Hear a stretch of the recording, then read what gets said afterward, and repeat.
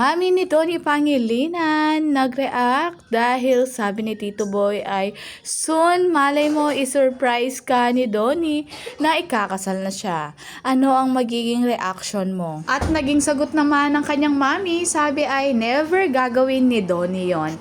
Dahil kung magkakaroon man siya ng asawa at ako ang pipili ng kanyang singseng panigurado. Dagdag niya pa nga, sabi niya ay baka ako pa nga ang magbayad nun dahil si Donnie ay makananay at close sa kanyang mami, talagang kukuha ng advice kung ano nga ba ang magiging gagawin niya at kung ano nga ba ang kanyang bibilhin. Siyempre, ang mga fans ay tinitiyak nila na si Bel Mariano na talaga ang mapapakasalan ni Donnie. Dahil mukhang loyal naman siya kay Bel at dahil bata pa nga sila ay siyempre soon at sa tamang age ay gagawin ni Donnie yan na magpapakasal siya sa babaeng mahal niya at syempre sino nga bang mahal niya ngayon kundi si Bel Mariano.